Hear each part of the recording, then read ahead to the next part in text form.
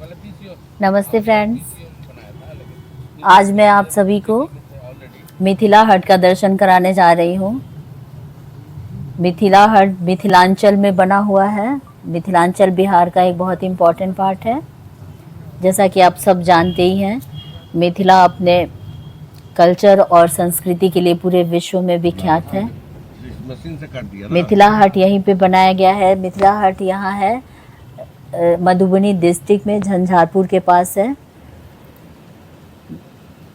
बहुत ही बड़े एरिया में बनाया गया है। करीब 100 एकड़ में बनाया गया है इसको। 2-3 साल पहले ही इसका शुभारंभ हुआ था। ये देखिए, इसका एंट्रेंस पार्ट है।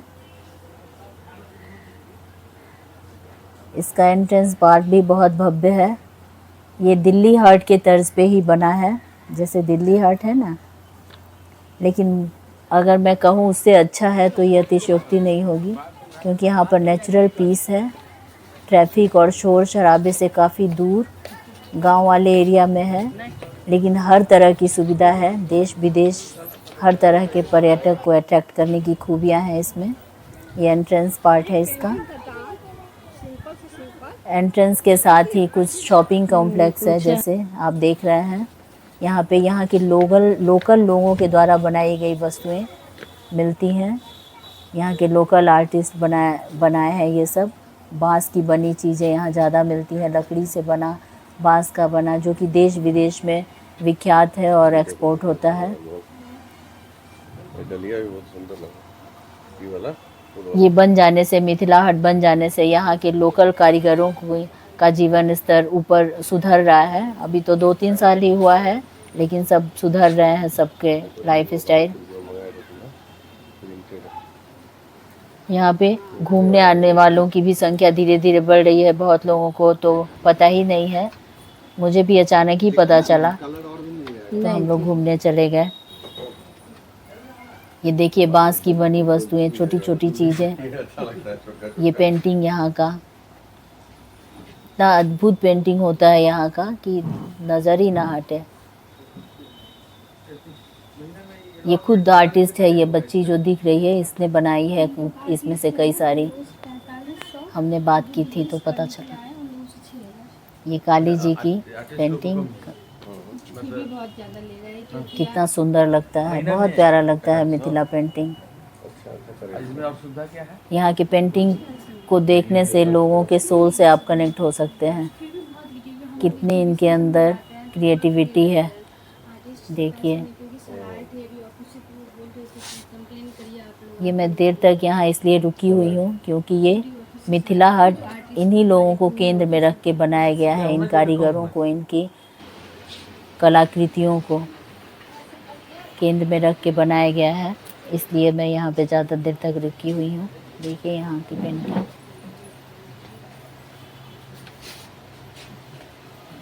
उस पेंटिंग के थ्रू इन लोग पर्स, बैग सब कुछ तैयार करते हैं। Wall hanging.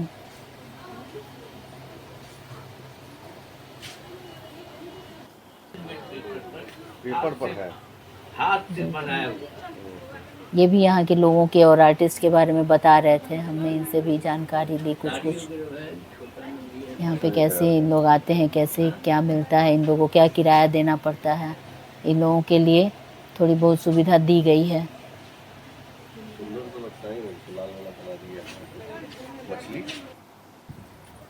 ये देखिए, बहुत काफ़ी एरिया में फैला हुआ है। आप चाहे तो फ़नी टॉय ट्रेन है, जिसको करके आप पूरा एरिया घूम सकते हैं, लेकिन पैदल घूमने का आनंद ही कुछ और है। हम लोगों ने सब कुछ पैदल ही घूमा। अगर ये रात का वक्त होता तो यहाँ की लाइटिंग बहुत अच्छी है, लेकिन हम लोग पूरे दोपहर में थे, इसलिए लाइटिंग का नज़ारा हम आपको नहीं दिखा पा रहे हैं। बोटिंग की भी अद्भुत सुविधा है, बहुत ही सुंदर बोटिंग का है। बोटिंग पे भी बहुत अच्छी लाइटिंग है, पर बोट पे भी बहुत सारा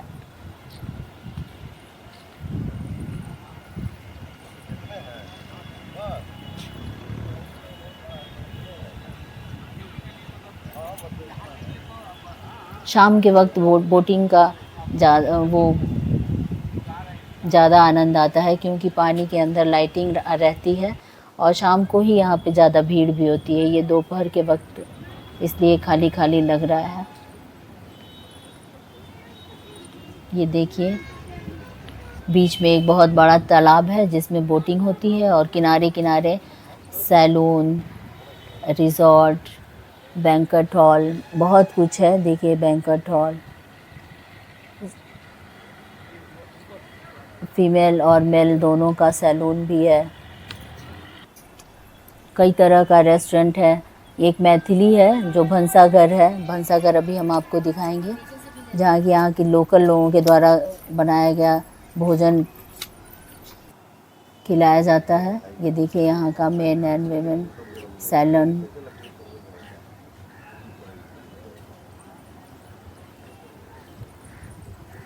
हर तरह का रेस्टोरेंट है। आप चाइनीज़ भी खोजिए तो यहाँ मिल सकता है, लेकिन हमने भंसाघर में खाया था। भंसाघर मतलब कि रसोई घर, मैथिली में भंसाघर मतलब रसोई घर।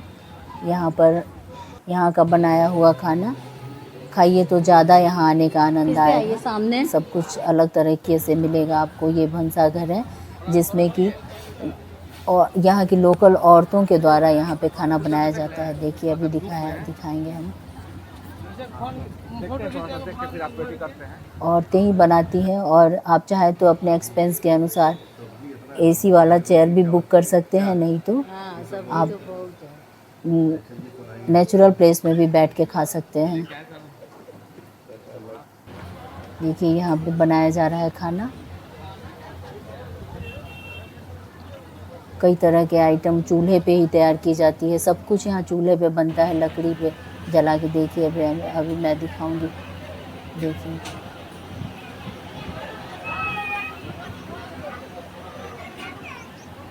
खाना बनते हुए लाइव दिखा रहे हैं हम। देखिए औरतों के द्वारा।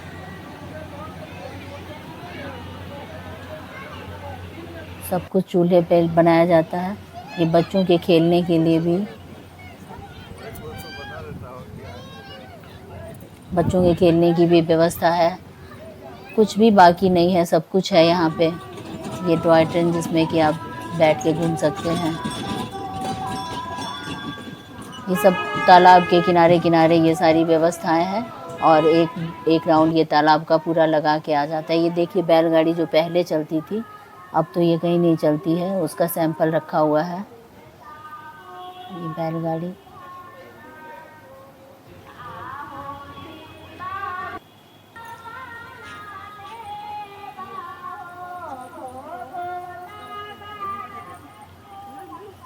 बहुत शांत एरिया है। बहुत अच्छा एक्सपीरियंस हुआ वहाँ जाके मुझे। ये देखिए ये रिज़ॉर्ट है। अच्छा रिज़ॉर्ट है।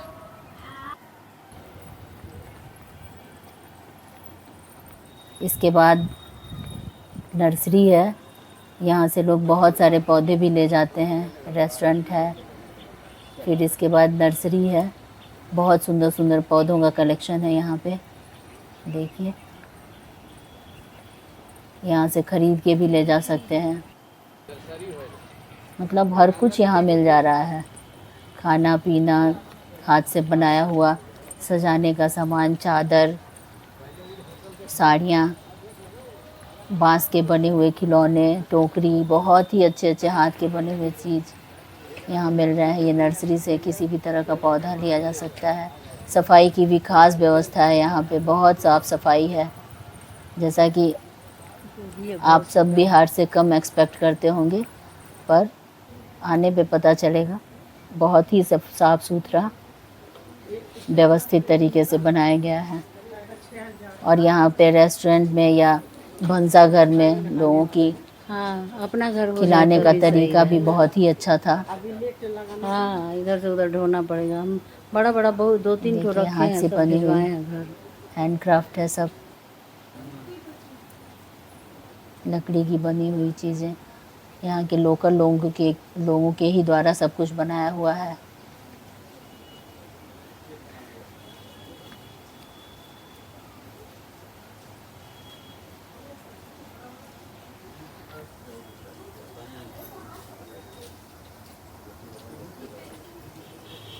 इन्हीं सब चीज़ों के लिए मिथिलांचल बहुत फेमस है पूरे विश्व में, इसीलिए मैं इन चीज़ों को ज़रा देर तक ठहर के दिखाना चाह रही थी, दिखा रही हूँ।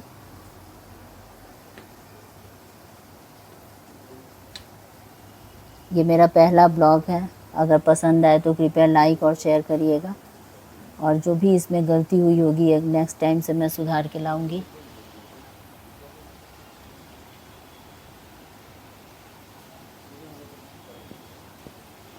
कृपया हमारे चैनल को लाइक, सब्सक्राइब एंड सपोर्ट करते रहिएगा, ताकि मैं जहाँ जहाँ जाऊँ आपको ब्लॉग बना के दिखा सकूँ।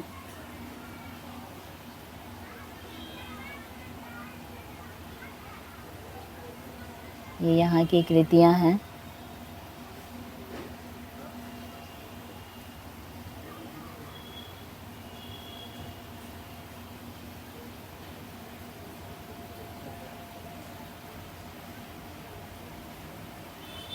यहाँ पे लगातार यहाँ के लोकल लोगों द्वारा गाया हुआ म्यूज़िक भी थोड़ी थोड़ी साउंड पे चलते रहता है। बहुत ही आनंद आता है घूमने में। लोकल जो मिथिला का गीत है वो चलते रहता है। कोई शोर शराबा नहीं, बहुत पीसफुल प्लेस है। बहुत अच्छा लगा यहाँ जाके,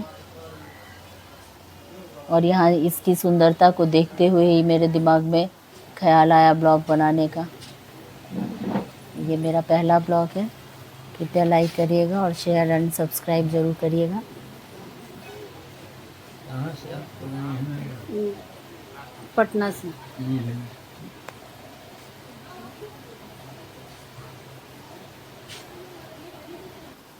अब मैं फिर पहले जहाँ जिस स्थान पे थी वहाँ आ गई। ये इसका एंट्रेंस है। नमस्ते, धन्यवाद।